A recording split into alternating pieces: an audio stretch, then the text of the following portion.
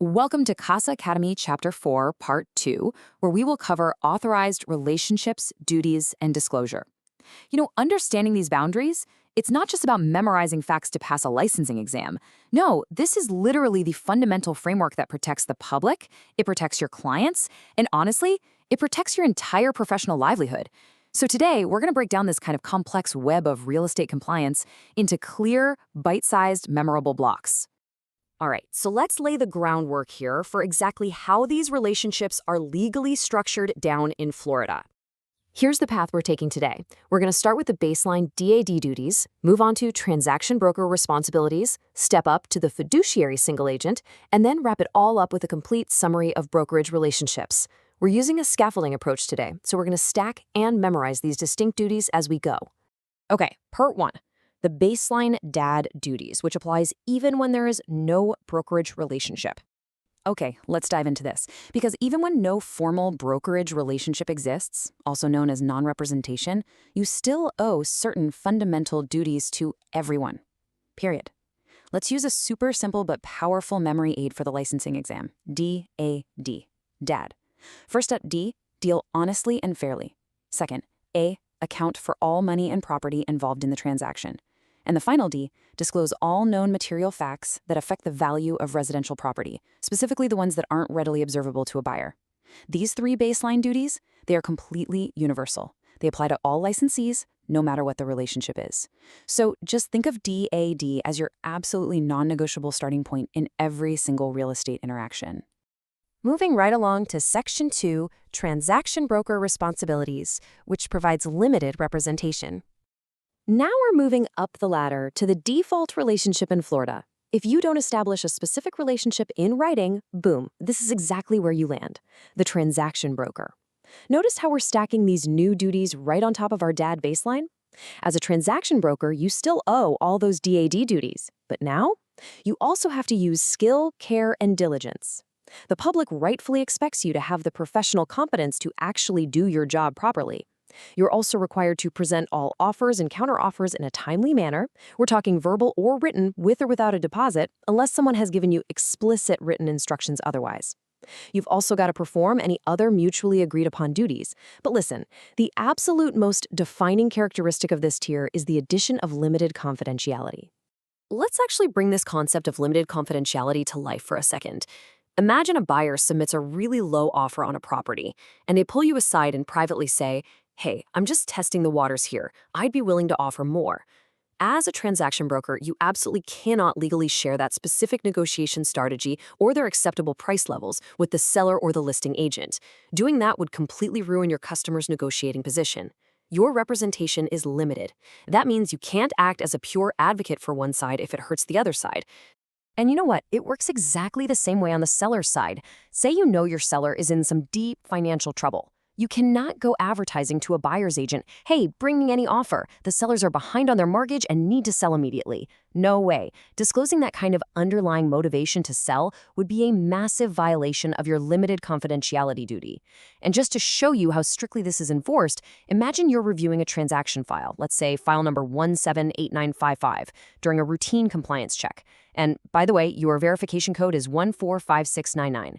Anyway, even in a totally administrative compliance situation like that, confidential information has to be protected based on the exact duties owed in that specific brokerage relationship. All right, time to climb to the highest tier of representation. Section 3, the fiduciary single agent, representing the highest level of trust. Now, what's really interesting about this slide is the stark contrast. Unlike the default transaction brokerage, single agency creates a true fiduciary relationship. It is built entirely on supreme trust and absolute confidence between the principal and the agent. Look at the difference here. A transaction broker gives limited confidentiality, but a single agent, full confidentiality. When you step into that single agency role, you are essentially becoming an absolute vault for your principal. Literally anything they share with you has to be kept completely confidential. End of story. And here is the crucial catch. That full confidentiality, it lasts forever, even after the agency relationship officially ends. Let's look at an expired listing scenario to illustrate this. Say you previously represented a seller as a single agent, and you learned some highly personal information about their negotiation thresholds. Well, the listing expires, they go to another brokerage, and suddenly you have a buyer who's interested in that exact same property. Can you use your prior confidential knowledge of that seller to help your new buyers score a lower price? Absolutely not. That fiduciary vault never, ever opens. So on top of full confidentiality, here is the final stack of exclusive fiduciary duties for a single agent: obedience, loyalty, and full disclosure. Loyalty is a massive one here. It literally requires you to place your principal's interests above all others. And yes, that includes your own personal interests. If you represent a seller, you are fighting tooth and nail for their best price and terms. If you represent a buyer, your sole mission is to secure the absolute most favorable deal possible for them. There's no middle ground in this tier. You are a 100% dedicated advocate. However, we need to clarify a very important boundary when it comes to the duty of obedience. A single agent must obey all lawful instructions given by the principal. But what if the principal asks you to do something illegal? For example, what if a seller explicitly instructs you not to show the property to certain protected demographic groups?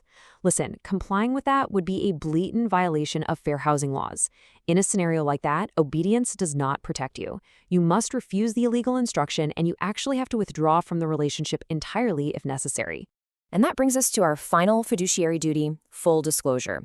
Full disclosure means you've got to proactively communicate any information, fact, or heck, even a rumor that could affect your principal's decision-making. Imagine a buyer's agent foolishly slips up and whispers to you, "Hey, this is only my buyer's opening offer. They're actually willing to negotiate to a higher price and way better terms." Well, if you are a single agent representing the seller, you are legally obligated to pass that juicy piece of information directly to your principal so they can use it to their advantage. A transaction broker just wouldn't have that same aggressive obligation to disclose. Okay, let's move to Section 4, Summary of Brokerage Relationships, the complete framework. Let's move to and see how this all builds together. We've looked at the individual pieces, but now it's time to put the entire puzzle together so you can visualize this complete statutory framework right at a glance. Think of this matrix as your ultimate study guide. Let's trace it row by row, all right? Notice the top row, the dad duties: deal honestly, account, disclose. See how they stretch across all three columns? That's because honesty is totally universal. Next row down, using skill and care and presenting offers. That kicks in for both transaction brokers and single agents. But now, look at the confidentiality row. This is where the paths really diverge. No brokerage has none, transaction brokers have limited confidentiality, and single agents require full confidentiality. And finally, that bottom row. Those heavy-hitting fiduciary extras: loyalty, obedience, full disclosure, they exclusively belong in the single agent column. See how it all stacks up. So, I want to leave you with this provocative thought as we wrap up our explainer today. The rules are super clear in theory, right on the screen, but real estate happens out in the messy, real world. Will you be able to recognize that subtle line between limited and full representation when, say, a buyer casually asks for your advice during a showing?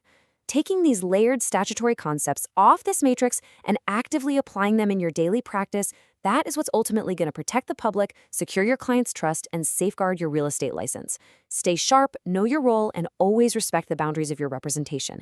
Thanks for joining us, and I'll catch you in the next one.